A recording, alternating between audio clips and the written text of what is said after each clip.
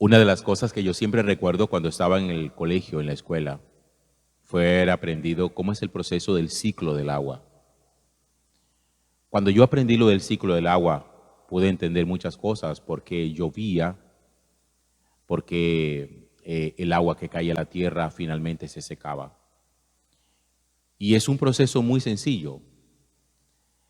El agua que cae a la tierra por la lluvia, la moja. Cuando sale el sol, la evapora. Esa agua vuelve a subir nuevamente a la atmósfera.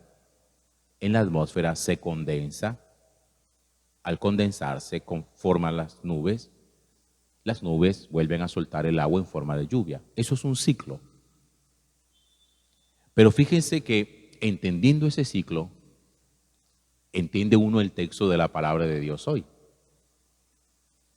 Porque ¿qué es lo que hace el agua?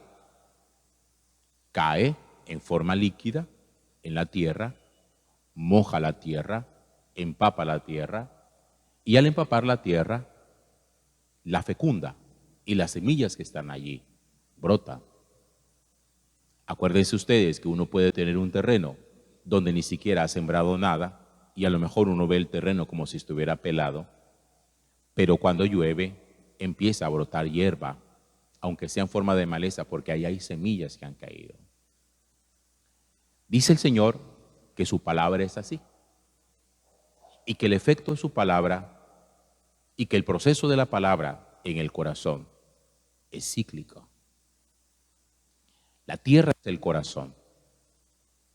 La palabra de Dios es el agua. Las nubes es Dios. Dios envía su palabra, cae en el corazón, Él fecunda el corazón y finalmente, cuando fecunda el corazón, vuelve otra vez a Dios. Miren cómo lo expresa el libro de Isaías. Así como bajan la lluvia y la nieve desde el cielo, y no vuelven allá sino después de empapar la tierra, de fecundarla y hacerla germinar, para que dé semilla al sembrador y pan al que come, así será mi palabra que sale de mi boca. No volverá a mí vacía, sino que cumplirá mi deseo y llevará a cabo mi encargo.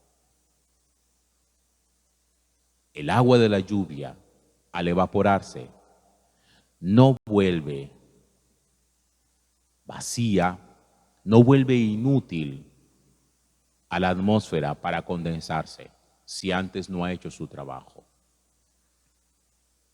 Por eso, así como la lluvia es cíclica, el efecto de la palabra de Dios también es cíclico.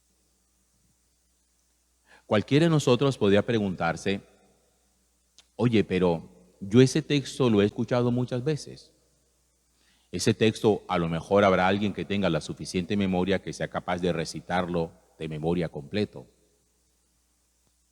Y de pronto uno puede estar inquieto y decirse a sí mismo, ¿por qué este texto vuelve a mí una y otra vez, una y otra vez?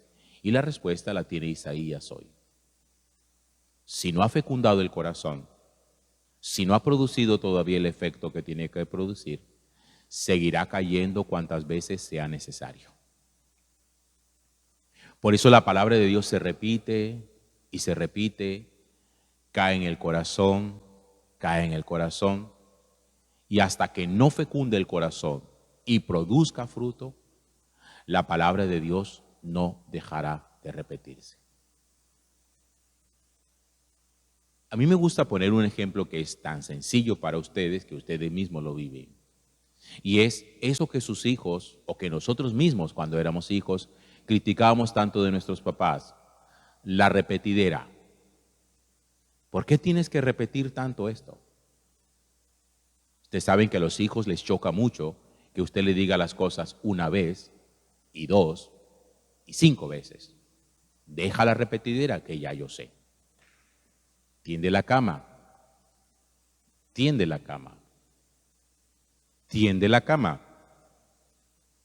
¿Cuándo dejará de usted de decir tiende la cama? Cuando tienda la cama. Si no tiende la cama, lo repetirá. Porque usted no quiere que la orden que ha dado vuelva a usted vacía, sino ha producido efecto en el corazón de quien lo escucha.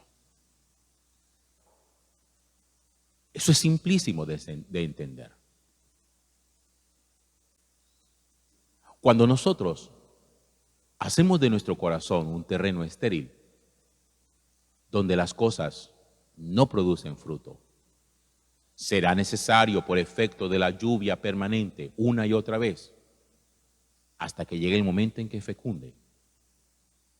Yo recuerdo hace como 6 años tal vez, en el desierto de Atacama, que es uno de los desiertos más secos del mundo, un día cayó la lluvia. Bueno, cayó la lluvia como 3 días. Y el desierto floreció. Hay unas fotografías tan bellas. Y a uno le parece increíble que en el lugar más seco del mundo, al haber caído la lluvia, hubiera producido un paisaje nunca antes visto.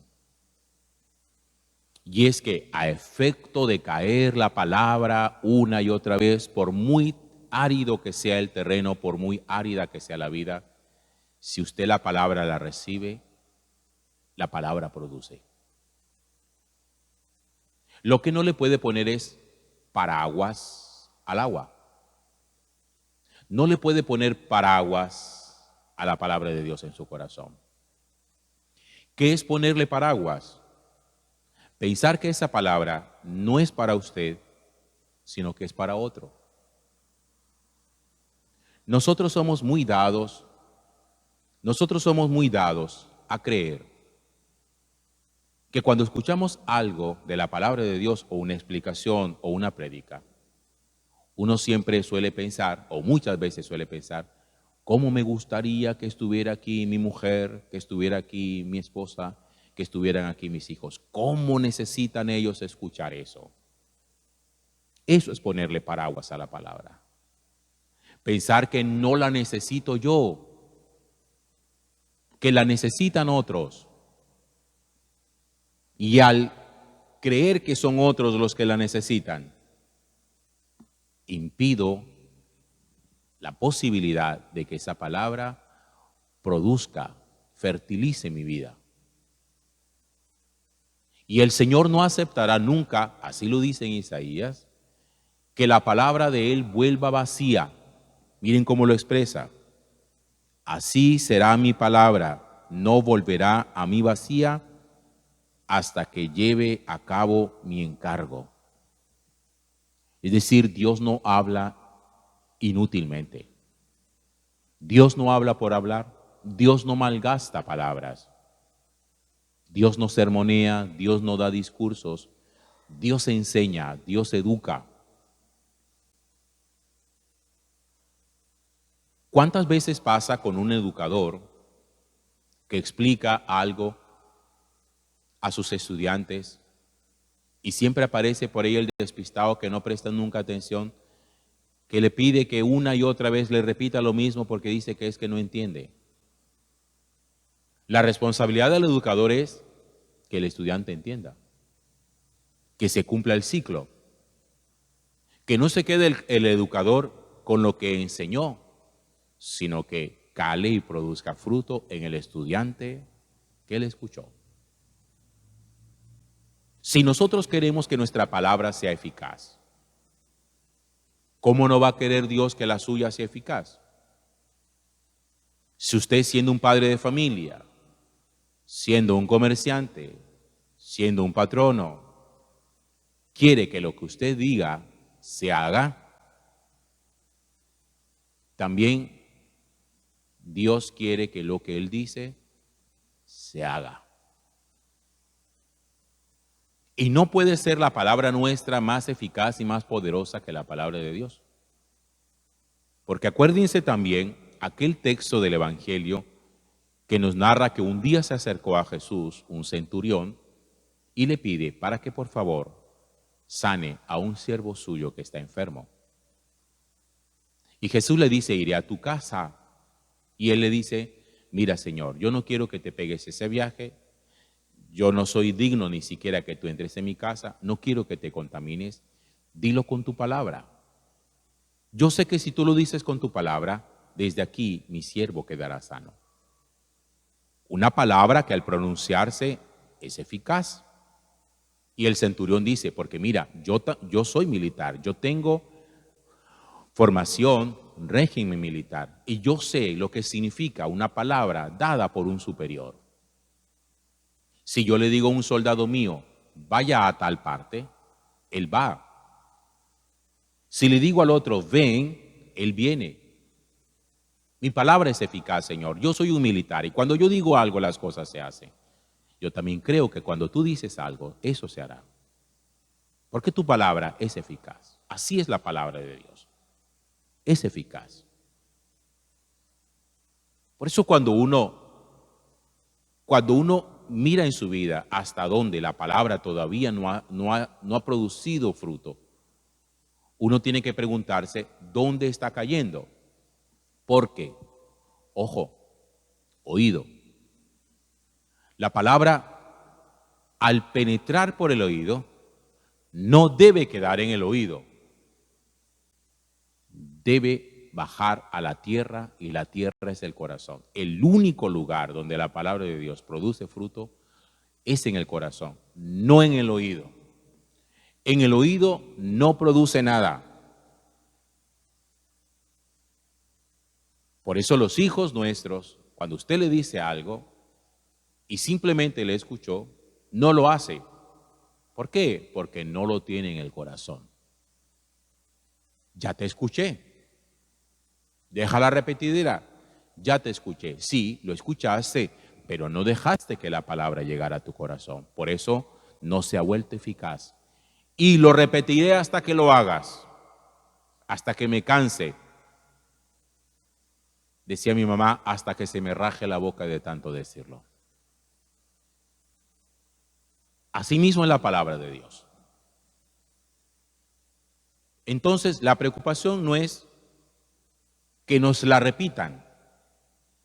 Lo que debemos preguntarnos es, ¿por qué nos la repiten? Muy seguramente es porque todavía no ha producido lo que tiene que producir. Y Dios no permitirá que su palabra caiga en el vacío. Gloria al Padre, y al Hijo, y al Espíritu Santo,